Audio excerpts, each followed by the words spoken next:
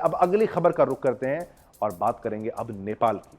उत्तर प्रदेश से एक खबर जुड़ी है, इसलिए ध्यान से सुनिएगा। उत्तर प्रदेश से नेपाल के काठमांडू जा रही यूपी नंबर की बस, सोचिए तनहुनु जिले में एक नदी में गिर गई। सोचिए एक नदी में जब वो गिरी, इस हादसे में 15 से 18 लोगों की जान जाने की बात सामने आ रही है। अभी शुरुआती आंकड़े ही सामने आए हैं। महाराष्ट्र के यात्रियों ने गोरखपुर से नेपाल के लिए बस बुक की थी। सोचिए महाराष्ट्र के यात्रियों ने पोखरा से काठमांडू जाते समय बस हादसे का शिकार हो गई। गोरखपुर से नेपाल गई बस शुक्रवार की सुबह 11 बजे हादसे का शिकार हो गई। बस में कुल 40 लोग सवार थे। ये रेस्क्यू ऑपरेशन की तस्वीरें आपको दिखा रहे हैं नेपाल से।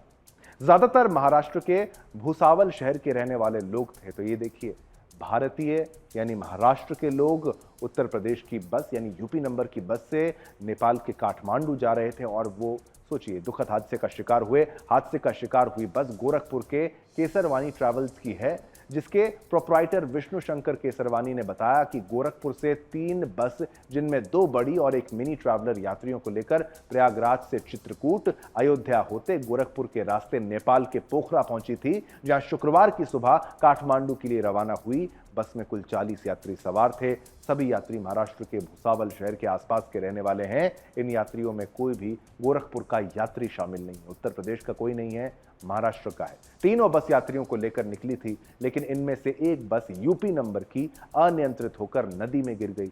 हादसे में 14 लोगों की, सोचिए 14 से 18 का आंकड़ा बताया जा रहा है, लेकिन एक नंबर 14 है। 14 नंबर, ये आप सोचिए ये आंकड़ा है, इतने लोगों की मौत हुई थी।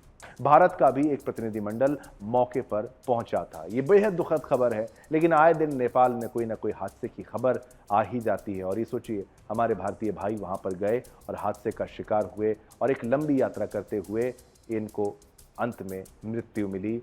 काफी लोगों को बचा भी लिया गया, लेकिन 14 से 18 लोगों की बात यहां खबर आ रही है जिनकी मृत्यु हो गई।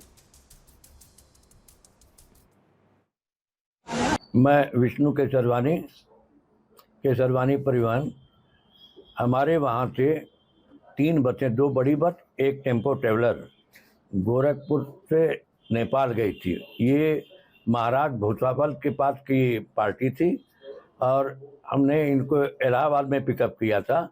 इलाहाबाद से इनको चित्रकूट ले गए थे। चित्रकूट से फिर वापस ये अयोध्या है।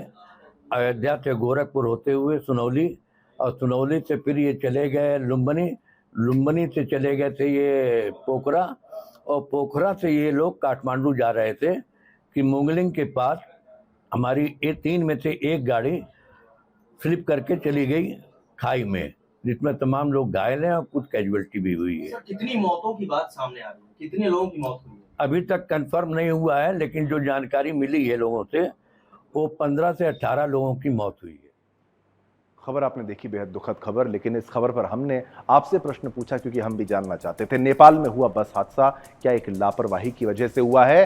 79%, लगभग 80% लोगों ने ये कहा हाँ, 21%, 20 से 21% लोगों ने कहा ना। बहुमत ये मानता है कि ये एक लापरवाही है। किस तरीके की लापरवाही, ये हमने प्रश्न में आपसे नहीं पूछा, लेकिन लापरवाही ही है जिससे इतने ज्यादा लोगों की मृत्यु हो गई। सोचिए नेपाल के अंदर भारतीय लोगों की मृत्यु होना एक बस में जो कि यूपी नंबर की थी। बेहद दुखद तस्वीरें सबसे पहले भी सुबह हमने आप ही को दिखाई थी, इसी का विश्लेषण भी आपको बताया।